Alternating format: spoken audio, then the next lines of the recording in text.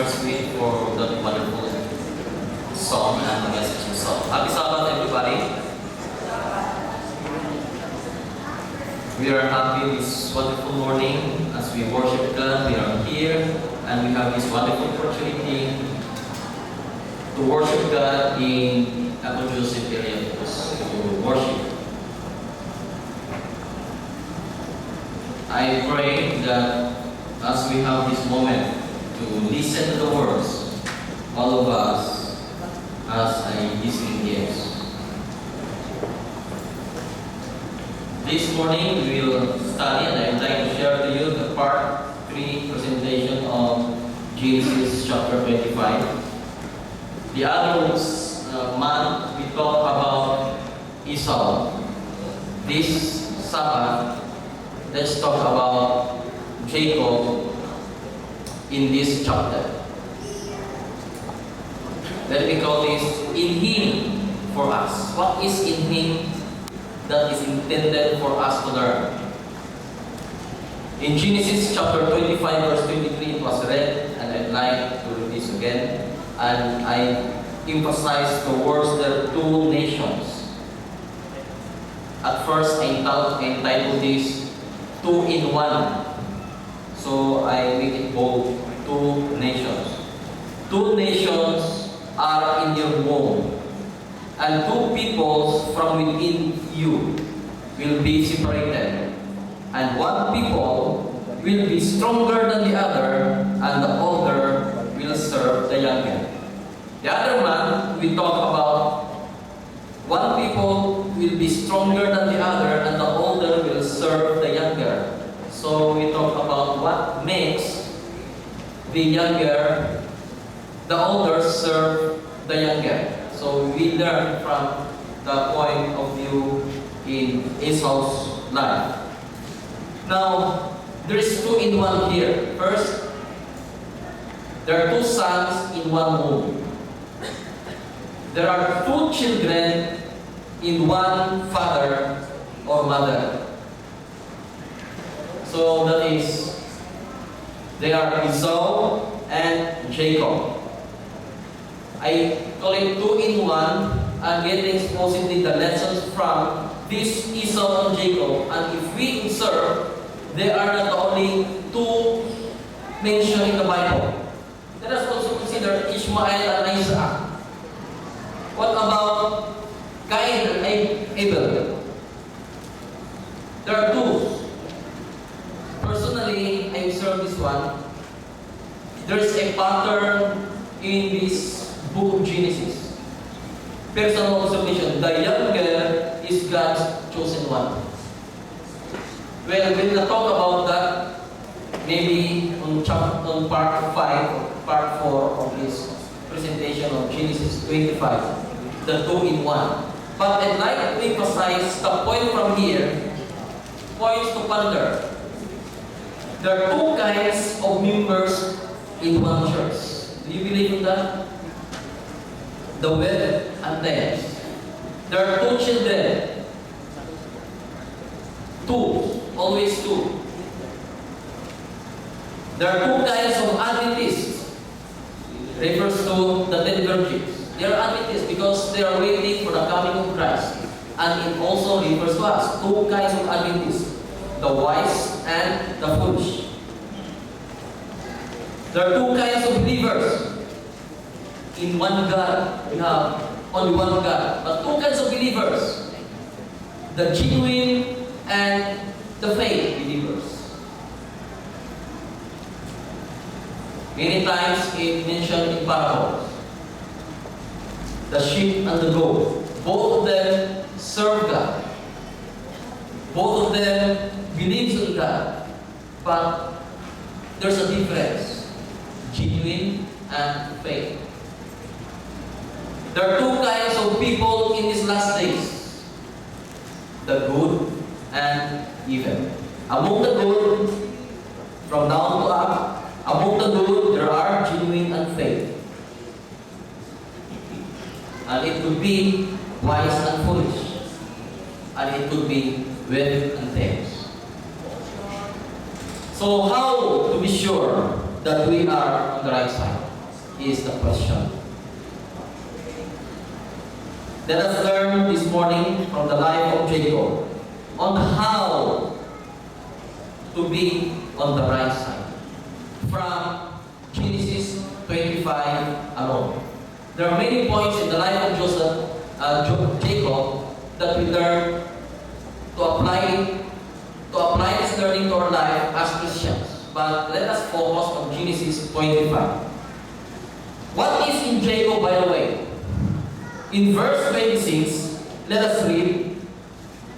Open your Bibles. I just put there the part that I quoted and the part that I like to emphasize. But read your Bibles. Genesis 25, verse 36. After this, his brother came out, and his hand grasping Esau's heel. So he was named Jacob. Isaac was 60 years old when Rebekah gave birth to them. So in King James, it is called took hold. And after his hand took hold on Esau's heel. And in verse 27, let us read, the boys grew up, and Esau became a skillful hunter, a man of the open country, while Jacob was a quiet man, staying among the tents. So Jacob was a quiet man. And in verse 29, once when Jacob was cooking some stew, Esau came in from the open country, famished. So I'd like to quote and emphasize Jacob was cooking some stew. Let us learn from this. What is in Jacob? His hand grasping took hold on Esau's heel. The twins inside the womb. Probably, and we do not know really what is happening inside because there was no evidence of ultrasound or whatever. But the spirit of prophecy may guide us with this thought. The rumbling inside the womb. One likes to be, one and another likes to go first. Who will be the first one to go out? Because the first one to go out will inherit, being the priest of the family, having all the privileges of the firstborn child. Firstborn in those times is very important. So he had his hand grasping or took hold Esau's heel. What's the point? And this is what I learned, and I'd like to share this to you. He holds on for a better future. If you're the one who have this right of being firstborn, then you have a better future for sure. You'll be blessed according to the blessing of your father has. He holds on for a better future. No matter he's already the last one, but he holds on. Bahala ko lang ilang gamay, basta kayo nagulit lang yun. He holds on. And I learned this lesson in Matthew 24:13. How are we holding on? Holding on our faith, our standard, our belief. He that shall endure unto the end, the same shall be saved. Hold on a little longer, my friend. How are we in holding on the faith that we have now? How are we in holding on? It's not just only a faith, but being active and the continuous growth in us. How are we in our growth, holding on our growth? Sometimes we are contented of being in the mediocre, as long as we are on faith and we are satisfied to hold on that point. But that is not supposedly. Let us hold on to the perfection of what God is expecting from us. God keep on growing. Holding on. I like this song. Hold on a little longer, my friend. Hold on a little longer, my friend. Hold on a little longer and don't give in. Jesus is coming. His face. Let your faith until the end. Hold on a little longer, my friend. How are we in holding on our faith? Jacob holds on. And Revelation 2:25 says, "But that which you have, hold fast till I come." What you have now, hold fast till I come. I remember one Haji giving me Bible study on the Quran study. I visited once because I have a friend Muslim and he invited me, so I go with him. And after the service of the mosque, then he brought me to the Haji and he gave me Quran study for the whole afternoon. Okay, then he gave me lessons. And I learned that he was an Adventist. He was an Adventist member, a youth member of Adam Center Church before. Right, you know? He was not able to hold on. How many members of the church were not able to continue their faith? They were not able to hold on. The message is, hold on. But please take note, it's not only holding on your faith, but holding on to keep on growing. Mura ba ka na nag-eskwela o grade 2 karon, ay naman mabasa, no? Nagpabilin ang pagkamao mo basa. Holding on, basta kayo, hindi kang tagalimot sa pagbasa, okay na. But no, that's not the point. So grade 2 na lang kapirmi, o grade 1. No. Keep on studying until you become a professional. So, dili na kayo tunan sa pagbasa, kundi dili na kayo magdagang tunan as the days go by and year after year, nakilalahin na level na maabot. So that is holding on to keep on growing. Same with our faith. Holding on to keep on growing. 1 Timothy 6:12 says, "Fight the good fight of faith. Lay hold on eternal life, whereunto thou art also called, and hast professed a good profession before many witnesses." We have eternal life. For God so loved the world that He gave His only begotten Son, that whosoever believes on Him shall not perish but have, present tense, eternal life. We have this by right, but not yet by living, by life. But if we hold on, we will receive them. Let's go to the second point. What is in Jacob? Verse 27 says, Jacob was a quiet man, staying among the tents. Dili lang siya ito. In King James, it says like this: Jacob was a plain man, dwelling in tents. What is this plain man?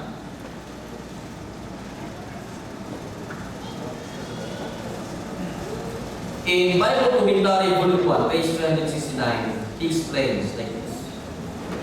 Jacob was a plain man means plain suggests an amiable, pious, cultured personality. Jacob developed the stability of character and soundness of judgment that should come with maturity. So he has this kind of being that maturity is found in him. So let's learn from him as a mature person. He is mature. What is in Jacob? He is mature. What makes Jacob mature? First, it was stated there, amiable. What does it mean? Friendly, kind, likable. He can easily go along with others, but he has a principle to stand with. Dili parang pinilit lang ng tao na duan. Pinilit lang yung ganahan. But anybody, bad or good, he can go along with. Approachable. Gaan. Gaan kayo. Bakit yung paano? Pious, religious, dutiful, virtuous. How are we with that? Let's learn to be if we are not.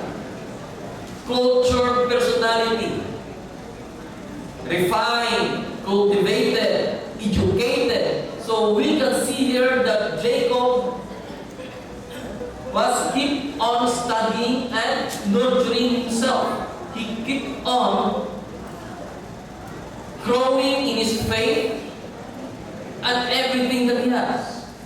Cultured personality. In eternity from the past, or from eternity past, written by Ellen G. White, she said, Jacob was thoughtful, diligent, ever thinking more of the future than the present, was content to dwell at home, occupied in the care of the flocks and tillage of the soil. His patient perseverance, faith, foresight were valued by the mother. What is in him? We have mentioned Amir, pious, cultured personality. Let's ask. Thoughtful. Are we thoughtful? Diligent. Are we diligent in our work? Are we thoughtful of others? Ever thinking more of the future than the present? Do we have temperance to say no today because it will affect your future? How are we thinking about the future? It's not only about the present that matters, but what will happen tomorrow if I will choose it today. Labi na sa mga batanon.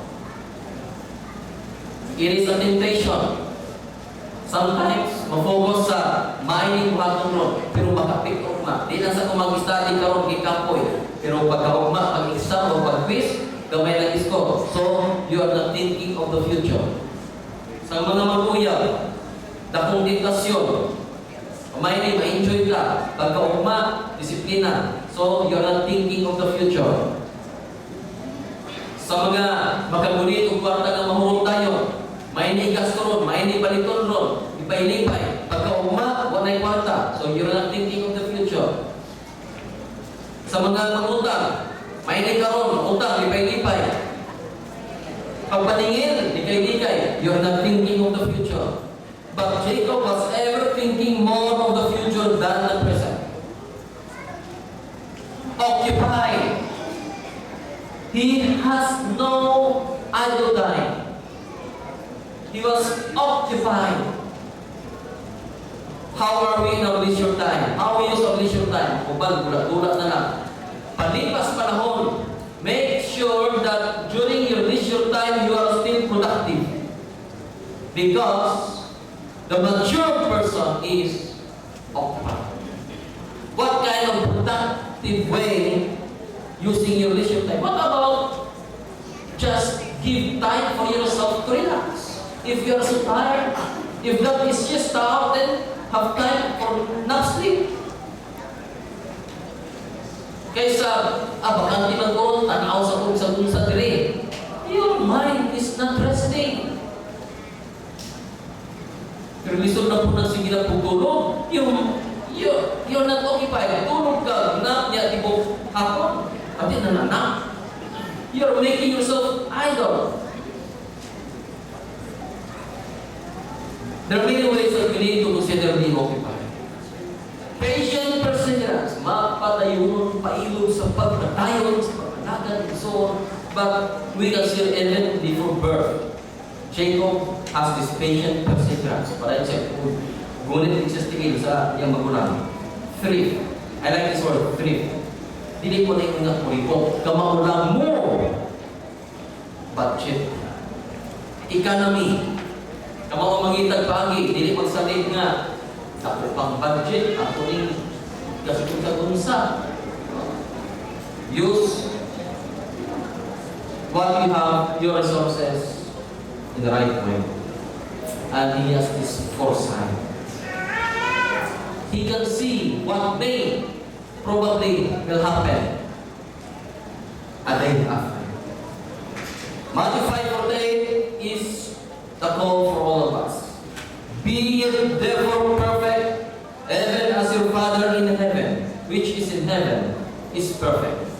Godliness and godlikeness is the goal to reach, and that is to become like God in character means perfection. Being mature of what we have done. Your attitude should be the same as that of Jesus Christ, and that is our goal. We have traits, we have defects, so let us get rid of those. Let's go to the third point. What is in Jacob? In verse 29 says, Jacob was cooking some stew. Jacob is always prepared.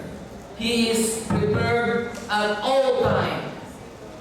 Wa siya kabalo moabot si Esau na gutom, pero siya andam na sa kaulunon, nagluto na siya. He is prepared to feed. Prepared for what, by the way, for us? And that is from the life of Jacob. What about us? What preparation we have done? And what prepared for what? I like to share these 2 points. In Matthew 24:44 says, Therefore be ye also ready, for in such an hour ye as ye think not, the Son of Man cometh. Do you know when Jesus Christ will come? No. Do you know when the close of probation will arrive? No. Do you know when the latter will come? No. So let us prepare ourselves for the close of probation, and that is for our personal benefit. Magsigil ang galing tagpanagkamo para sa church. Sa pag-prepare, pagpangandam, sa pagsiras kaluwasan, na maandam din ka anak para na sa imuhang kaugalingong kaimanan. Prepare for what? For our personal benefit. In 1 Peter chapter 3 verse 15 says, But sanctify the Lord God in your hearts, and be ready always to give an answer to every man that asketh you a result of the hope that is in you, with meekness and fear.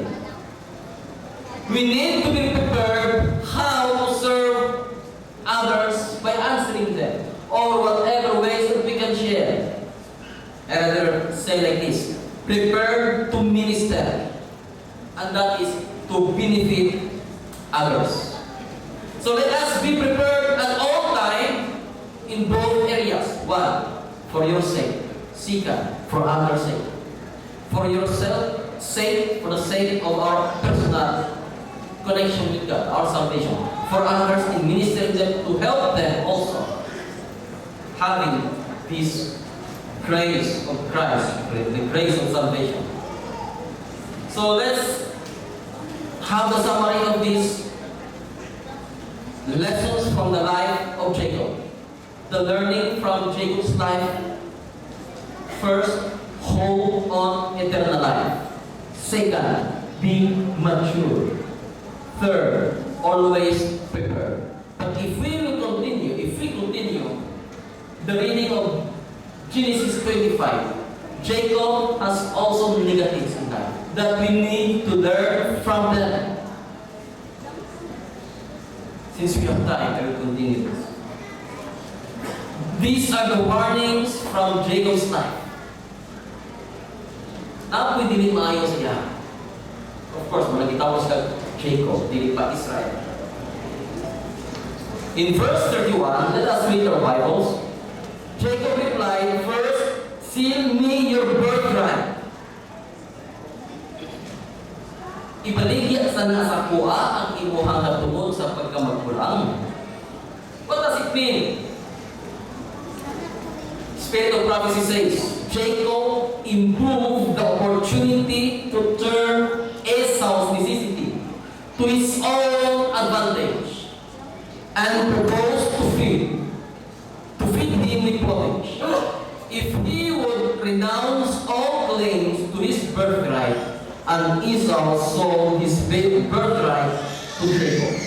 So he improved the opportunity to turn Esau Esau's necessity to his own advantage.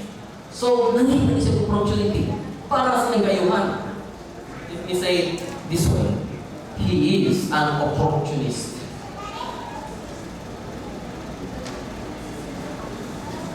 Kita minta, kita dapat opportunist. Nga, makabintahan ang yun.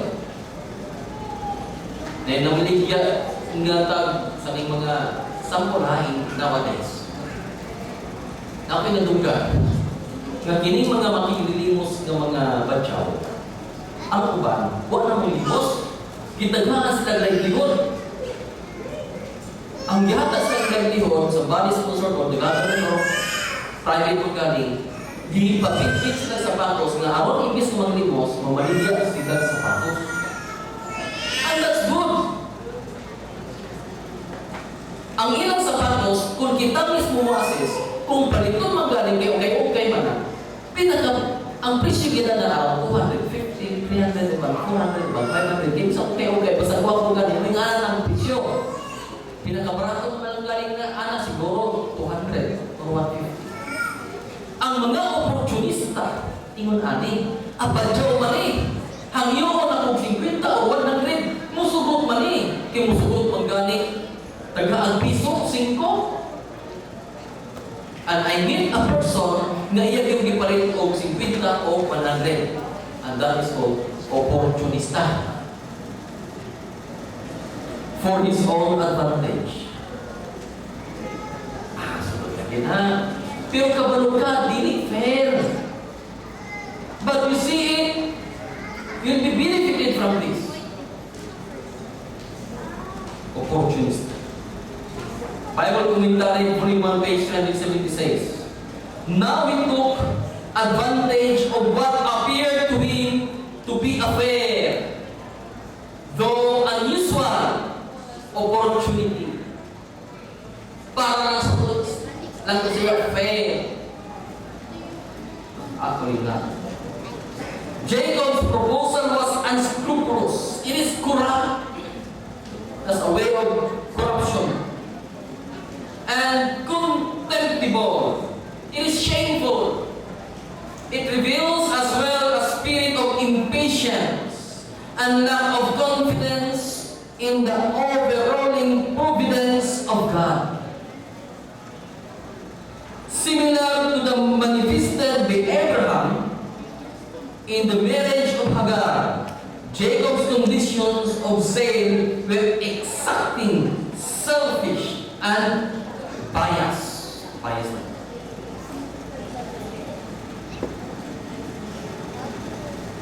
Corrupt, selfish, opportunist, kind. Do we have that character traits? Do we have that character defects? Hopefully, we are not opportunists. That theory that the end justifies the means does not have the approval of heaven. Malit ginan. Nalipay man po siya na nakagawa siya 100. So, therefore, nakatabang na to. It is not correct or have no approval in heaven. The end justifies the means. God could not approve the act, but He did overall it to the eventual accomplishment of His purpose. So don't be an opportunist person. Let's go to the second warning from Jacob's life. Swear to me first. Ay sa kaon, panaan sa una.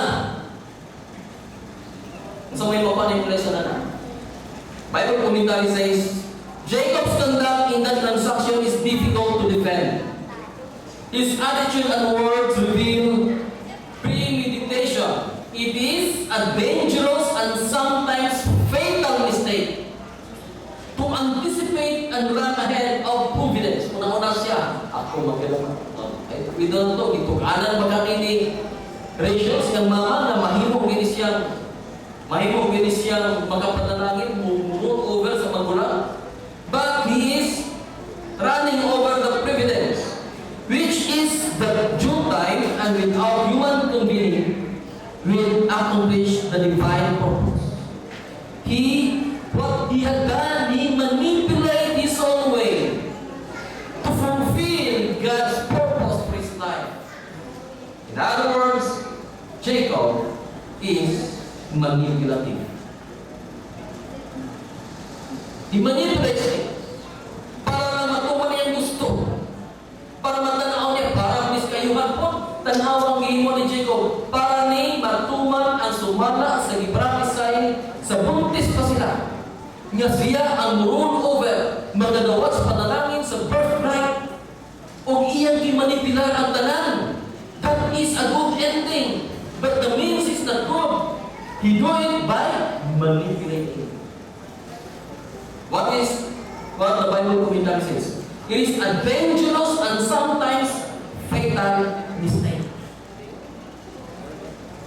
Lessons to learn, warning for all of us, never manipulate though that is for the good. Hindi na maayong o waling term nag-isulti sa mga focus. Midnight meeting, whatever, outside committee, never manipulate. Evangelism page 331, paragraph 1. You would like to manipulate their minds in such a way that they could be guided by sentiments of your choosing?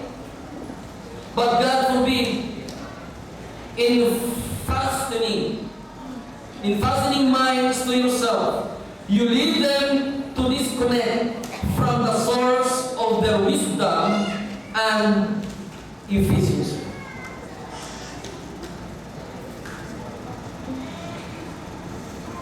If we have this kind of skill to manipulate, skill man ito, yung may kaya manipulate. Ako nang puting, basta lang puting. Di lagi na may lahat, naon, magyan na. Awa, hindi ako. Skill, no? You'd like to manipulate your minds? God forbid. You can manipulate matters to suit your own plans and devices. You can. But just as soon as you allow your influence to lead away from the straight and narrow path that the Lord has cast up for His people, in order to accommodate yourself, your prosperity will cease. For God will not be your guide, because you are already doing it by yourself. You will cease from being prosperous. Sa daw message para sa mga manipulative, your prosperity will cease. So, the learning, do not manipulate. Third, warning from Jacob's life in negative side. Jacob gave Esau from some bread and some little stew. In verse 30, I read from here. Then Jacob gave Esau some bread and some little stew. He ate and drank and then got up and left. Kami kayo, hindi kita bread. This is the bread. This is the drink. Dili lang kay tato yung iluto, yun yung bread. He's doing good. But remember, he gave it after the exchange. Sa adaan. Pag sa adaan na, imong ihatag ang birthright sa kuha. So, that is called calculated goodness. You are doing good because He can give you or has already given you the good things that you like to. Calculated goodness. Kana bang mutabang ato ning tarungon at timan kay para mag-Bible study-an, that is calculated goodness. Ato ning tarungon kay Naghatag diyan sa tuwa o daghang mga donations. Kaya kung hindi maghatag donation, hindi taruman. That is calculated goodness. Ato ning tarumong atiman kay di atiman biyataan sa pag-adto niya sa nato didto. So, kung ano kag atiman, di mo atiman o diripot, that is calculated goodness. Calculated goodness is you're doing good because of the good that He has given to you or even He can give to you. Calculated goodness. Bisan pagka ng Bible study, ako ning nga magubayo atong bisita na dili adventista kay basin dahil kung mag-amko na ma-Bible studyan o ma-adventista. Calculated goodness. Kay pag bautis mo, di naman nga ko kapangga. Calculated goodness. That is a bad praise from James. Not everyone who says to me, Lord, Lord, will enter the kingdom of heaven, but only he who does the will of my Father who is in heaven. Many will say to me on that day, Lord, Lord, did we not prophesy in your name, and in your name drive out demons and perform many miracles? Then I will tell them plainly, I never knew you. Away from me, you evildoers. I like the book Calculated Goodness, and he made this as an example. What's wrong with these people? They are counting the good things that they are doing. Lord, di ba naghimo man mi og mga milagro sa iyong ngalan? Anong di man mi kasunod sa langit? Di ba naghimo man mi og hawaan na ng proseso? Di ba nag-prophesy man, we are preaching? Then we, wag mi takas imo ha? Counting the goodness that you are doing. That's why it's called calculated goodness. Never calculate your goodness. From this points to ponder, what is not the principles behind it? Do you agree with this? It's not about, am I doing good? Look at that message. Are they doing good? Yes, they are doing good. They did not prophesy, they prophesied. They perform miracles. But why did God call them evildoers? It is not about, am I doing good? But it is about, what makes me do good? What makes me do this goodness? Is a question.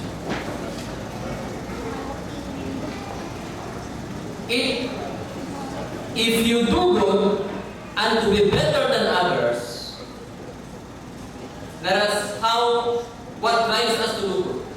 If you do good to be better than others, ako ning buhaton, hindi maay kayo siya o. Abuton ko na ito kay para mapantay na ito, malakbuan baka. Akong papa yung nanay, gusto na akong mulabaw ako sa papa. Ingon na nanay akong classmate, tinanglan mulabaw pag ito sa iya. If you do good to be better than others, then you are competing with them. It is selfishness. Galatians 6:5. Each one should test his own action. Then he can take pride in himself without comparing himself to somebody else.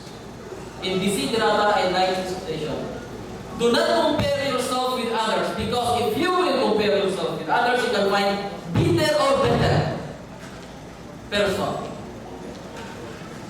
In our CPE, one of our students, a seminarian, one of his issue is he keeps on competing with others.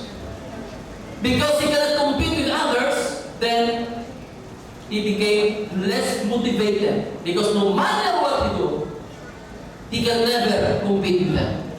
Alangan, Pinoy niya compete sa academic. Siya, dili Pinoy, nag-research siya sa English, kung saan niya pagka-apas.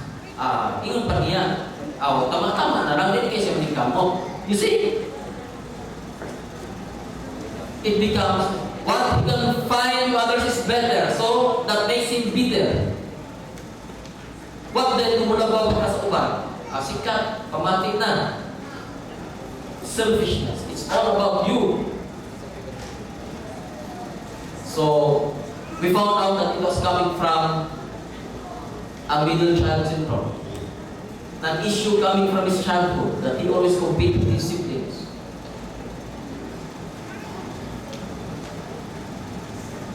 Without comparing yourself to somebody else, just do your best. We are happy that at the end of the quarter course, he had found freedom. That he has freedom to express himself, to do his best, not to compete, not to compete with others, but to be sure that he is doing this from his heart to the best of what he can. If you do good to have the praise or attention of others, then kung mubuhat ka na, hindi man makikumpit, pero para makuha ng attention, lamigin ba yun? Para ma-appreciate ito ba? Lamigin ba yun? Appreciate mo? Hanggang matagal ka. Then, you are conceited. It is self-centeredness. You are doing it to make you the center, and that is self-centeredness.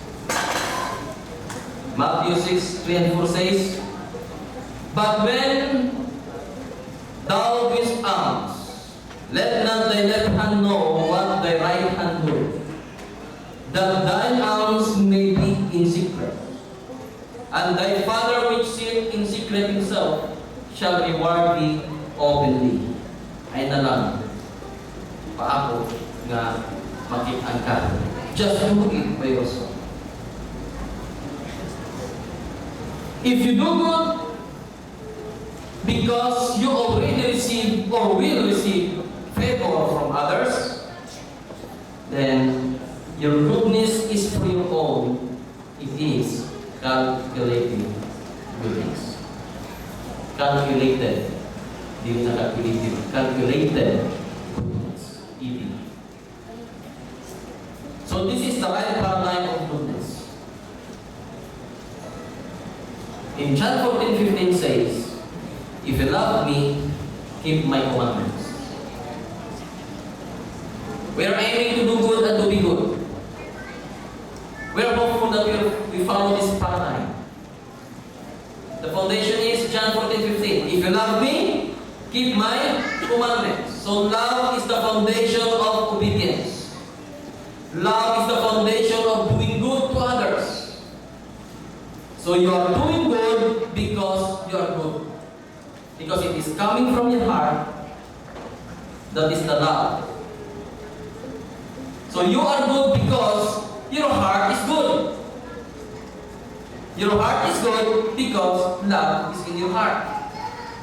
And love is in your heart because God is there. Remember, God is love. So it is about God, not about self in doing good. That makes us free from this issue, calculated goodness. It's not about doing good, but what makes you do good. Do your best to do good all the time, in any circumstances, and that's our aim. But get in touch with yourself, with ourselves. What drives me to do good? Hopefully, it is motivated by love. Love of Jesus within us. Warning from Jacob's life. Opportunist. He was opportunist. We should not.